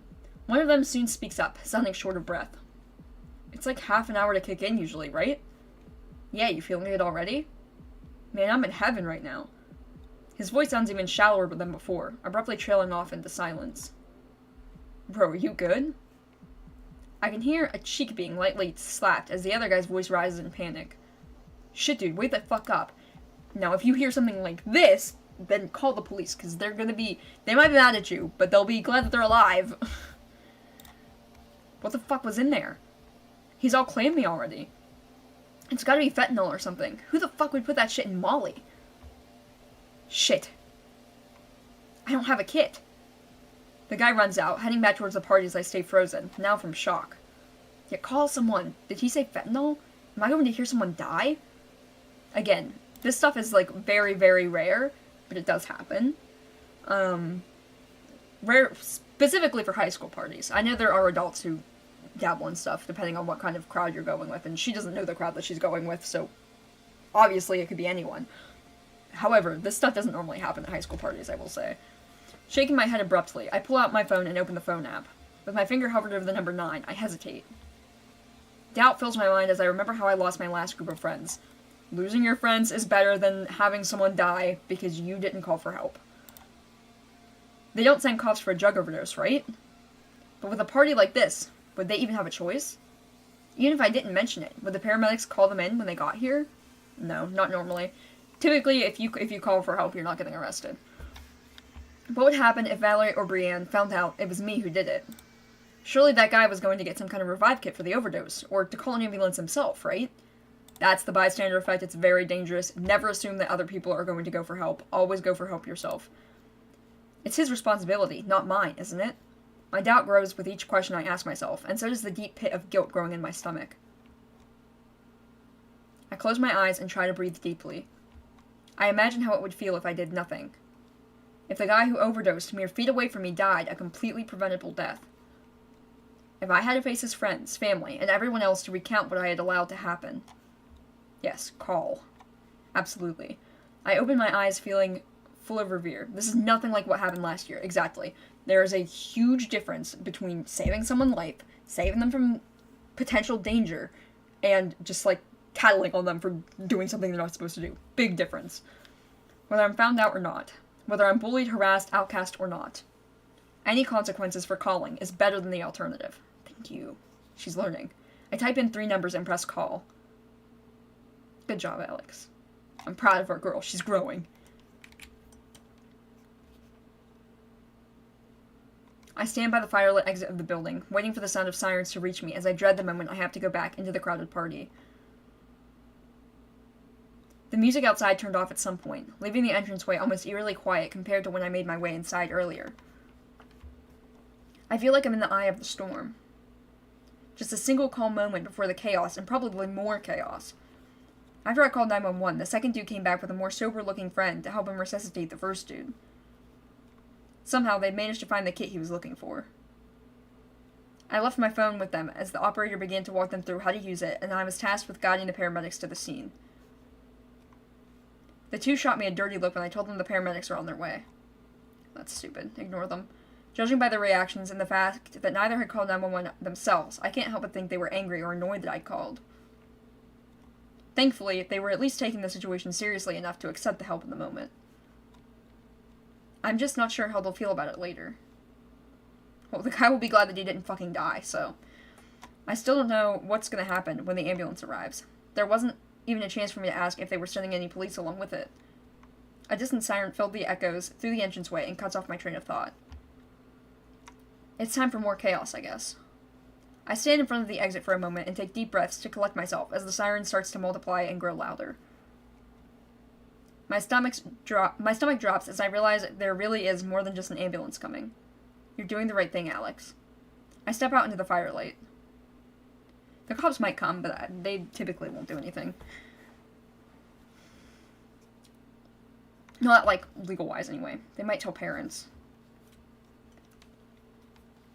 To my despair, it's Monday morning. The events of Friday night continue to play on repeat through my mind, just like the alcohol incident did on my first day of school. Police, panic, everyone scattering.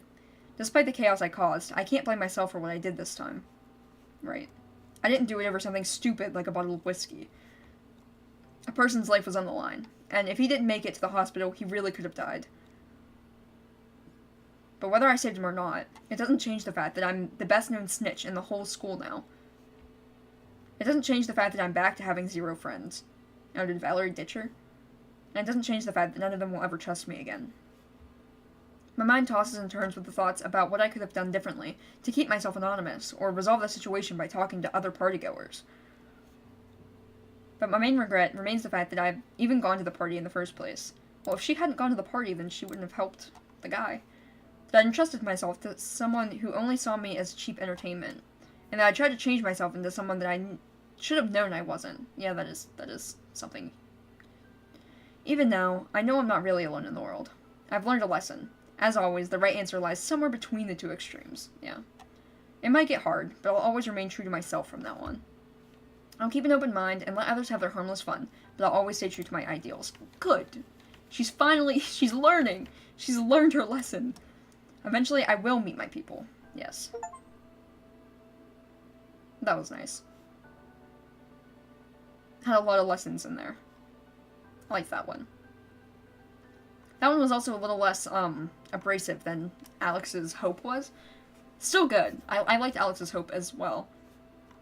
This one was just definitely less triggering and more of something that more people can relate to, because I think everyone has experienced peer pressure at some point. Especially teenagers. So, I like that one.